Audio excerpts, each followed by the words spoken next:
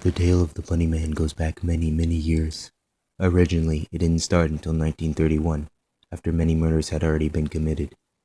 For verification of the story, you can visit the old Clifton Library, located in Clifton, Northern Virginia, USA. What I am about to tell you is entirely true, although I've never seen the Bunny Man. Everyone at Clifton believes it to be true. Quick reference to help you understand the story.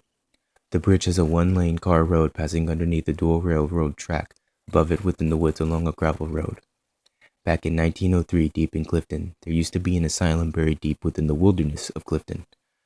Pretty soon, after the Civil War, people started inhabiting the area, population-wise around 300 or so. It was a very small town. Nonetheless, people didn't like the idea about having an asylum miles down the road, so they all got together and signed a petition stating for the asylum to relocate elsewhere. The petition passed and a new asylum was built, which is now known as Horton Prison, a temporary facility until convicts are appropriately sentenced. In fall of 1904, the convicts were gathered and piled into the bus which was to transport them to Horton. Somehow, during the drive not too far from where they were left, the driver had swerved to avoid something and the bus had started to tip and soon was rolling in a terrible collision course. Most of the convicts were injured but had managed to escape the bus and had fled into the night woods. Later on the next morning, a local police investigation had begun, and they had begun rounding up the escaped convicts. Hours turned into days, days into weeks, weeks into months. Everyone was recovered after 4 months, except for two people, Marcus A. Walster and Douglas J. Griffin. During the search for both men, the police randomly found dead rabbits half-eaten and dismembered every now and then along their search. Finally, they were to find Marcus dead himself by the Fairfax Station Bridge, now known as Bunny Man's Bridge. In his hand, he held a man-made hammer/knife-like tool, made with a sharp rock and a pretty sturdy branch as a handle. They thought nothing and cared not of how he died, only that he was apprehended and no longer had to worry about him. They had a name for Marcus, but later on they would realize they had named the wrong person, the Bunny Man. Still searching for Douglas, they kept on fighting dead, half-eaten bunnies every so often while the search went on. Finally, they were to name Douglas the Bunny Man from then on. 3 months passed by and the police had given up their search in April 7th, 1905. Everybody assumed the Bunny Man was dead by now, if not gone. So they went on with their small-town lives. Come October, people started seeing dead bunnies reappearing out of the blue, and they started to fear the unseen. Holloway Night came around, and as usual, a bunch of kids had gone over to the bridge that night to drink and do whatever kids their age in the 1900s did. Midnight came around, and within 3 minutes, most of the kids had left. Only 3 of them remained at the bridge. Right at midnight, supposedly, a bright light came back from within the bridge, where the kids were, and less than a couple seconds later they were all dead, throats slashed with that same type of tool that was found by the other escapee Marcus. Not only were their throats slashed, but all up and down their chests were long slashes gutting them. To top it off, the Bunny Man hung both of the guys from one end of the bridge with a rope around their neck, hanging from the overpass with their legs dangling in front of the pass of cars.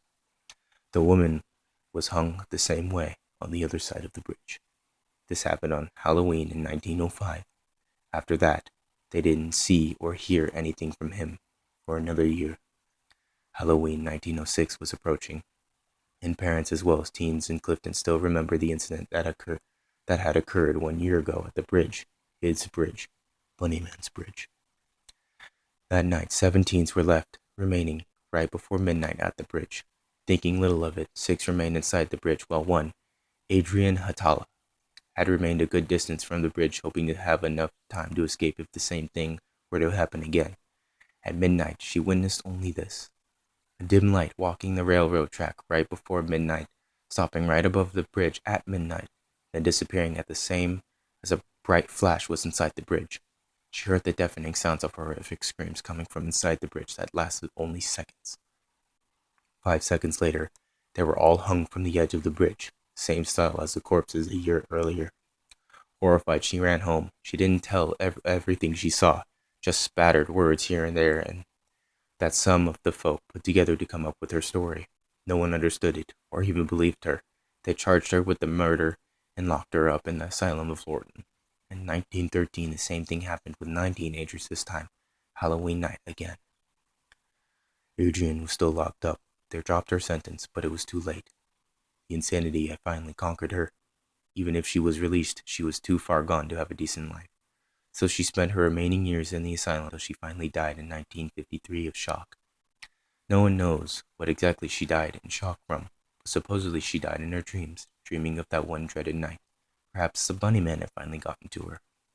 More murders were to take place, however. Although after the murders in 1913, most people stayed clear of the bridge on Halloween. 1943 rolls around and 6 teenagers go strolling out on Halloween night. A couple hours later, all of them dead, same way as the others. Investigators took place, but as usual, nothing was discovered. 1976, the same situation occurs, this time with only 3 people. The only other incident that occurred since then was in 1987, 12 years ago. Janet Charlatary was enjoying the night with her 4 friends. Halloween night had finally come and they had gone out driving to enjoy the night after invading the children's candy bags. They had settled around 11 at the bridge, waiting for midnight to come. They didn't believe the myth, so they decided to see it for themselves and were bound to be the only ones who actually withstood the bunny man. They waited around 55 minutes or so, almost at midnight, until Janet started getting a little scared. They all had begun pulling pranks on each other, jumping out of the bushes and screaming. So she was already a little worked up. Midnight hits. While she is completely freaked out, she's almost out of the bridge when the lights get really bright inside. When that happens, her body is halfway outside of the bridge. She sees her skin starting to tear at her chest, but nothing is piercing her skin. She manages finally to exit the bridge. Completely horrified, she hits a hanging body and knocks herself out. When she awakes, she finds out that her hair has turned white and she has already been bleeding. She was lucky that the cut had just started. It wasn't very bad at all.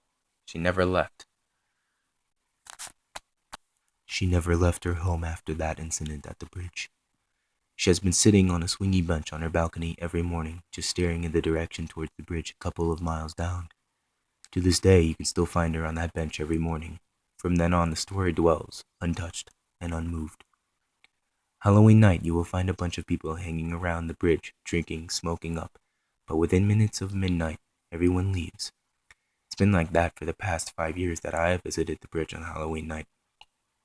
Even if it's not Halloween night, any night you go there, you feel the presence of death awaiting the night sky of Halloween, yearning for more blood to be spilled in his name, the Bunny Man.